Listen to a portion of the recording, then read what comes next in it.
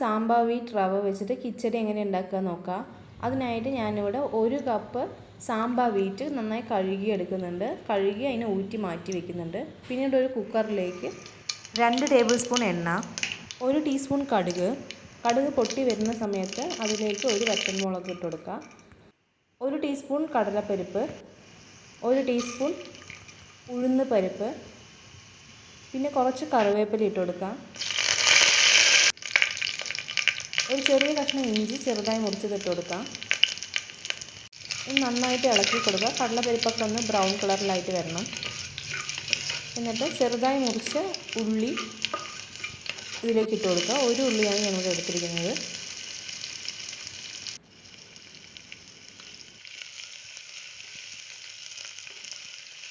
രണ്ട് പച്ചമുളക് നടുകെ കീറിയത് കൂടി ഇട്ട് കൊടുക്കുന്നുണ്ട്.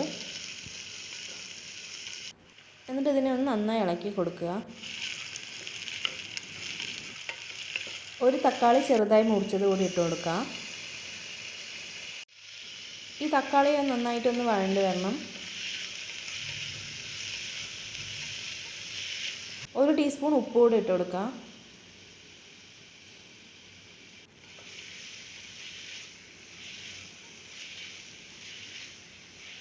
ഇനി നമുക്ക് ഇതിലേക്ക് നമ്മുടെ ആവശ്യമുള്ള വെജിറ്റബിൾസ് ഇട്ട് കൊടുക്കാം. ഞാൻ ഒരു ക്യാരറ്റ് ചെറുതായി മുറിച്ച് ഇട്ട് കൊടുത്തിട്ടുണ്ട്.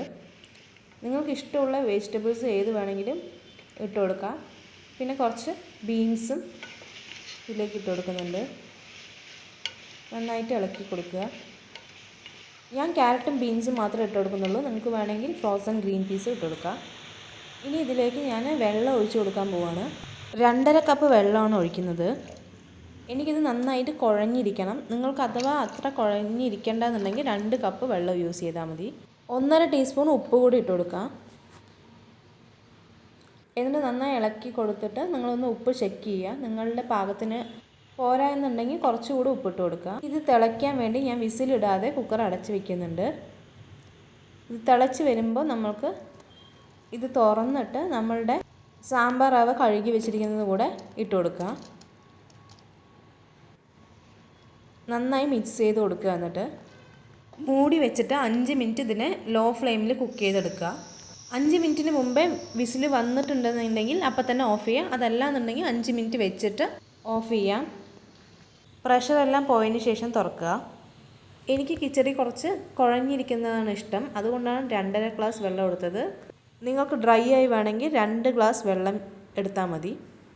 നമ്മുടെ കിച്ചടി ഇവിടെ റെഡി ആയിട്ടുണ്ട്. ഇത് വളരെ ടേസ്റ്റിയും ഹെൽത്തി ആയിട്ടുള്ള ഒരു റെസിപ്പിയാണ്. എല്ലാവരും ഒന്ന് ട്രൈ ചെയ്ത് നോക്കുക. താങ്ക്